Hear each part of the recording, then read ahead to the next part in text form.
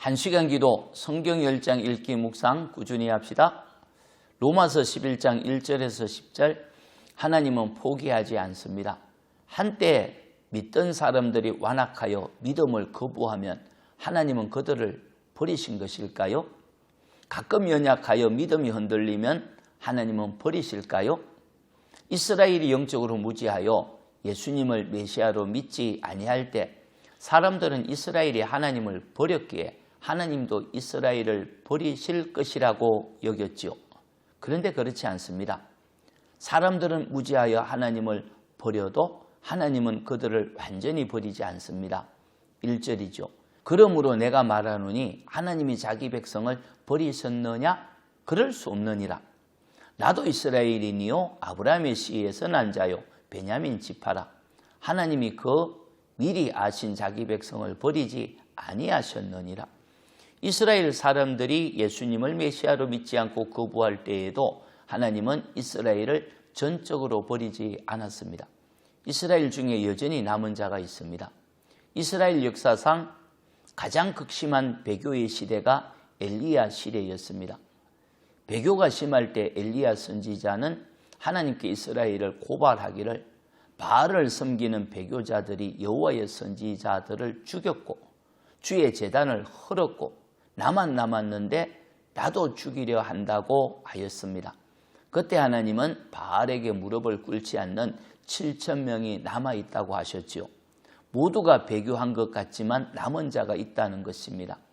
극심한 배교의 시대인 엘리야 시대에도 남은 자가 있다면 어느 시대나 여전히 남은 자가 있습니다. 하나님은 자기 백성을 절대로 버리지 않습니다. 남은 자가 있죠. 바울 자신도 남은 자에 속하였습니다. 바울도 이스라엘 사람이죠. 아브라함의 씨에서 났고 베냐민 지파였지만 예수님을 믿고 섬기는 남은 자가 아니었습니까? 어느 시대나 남은 자가 있습니다. 배교의 시대에 남은 자로서 주님을 충성스럽게 섬기는 삶은 자기의 열정이 아닙니다. 하나님의 은혜로 된 것이죠. 5절입니다. 이와 같이 지금도 은혜로 택하심을 따라 남은 자가 있느니라. 만일 은혜로 된 것이면 행위로 말미암지 않음이니 그렇지 않으면 은혜가 은혜되지 못하느니라. 세속화와 배교의 시대의 남은 자의 특징은 은혜로 택하심을 받은 것입니다.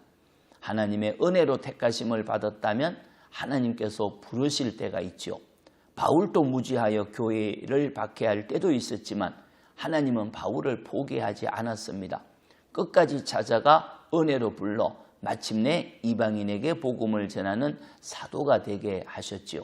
바울을 포기하지 않으신 하나님은 예수님을 메시아로 믿지 않는 이스라엘을 포기하지 않았습니다. 은혜로 택함을 받은 남은 자를 구원하십니다. 이스라엘뿐만 아니고 지금도 은혜로 택하심을 받은 남은 자를 포기하지 않고 찾아 구원하시죠.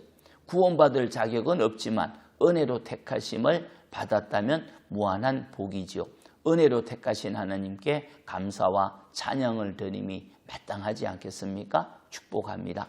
하나님, 은혜로 저희를 택하여 자격 없는 저희를 하나님 자녀 삼아 주심을 감사합니다.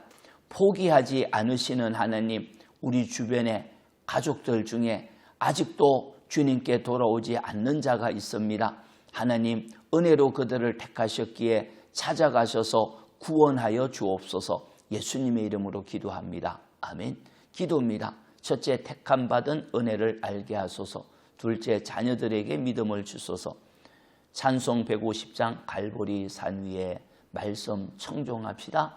형통할 겁니다. 아멘.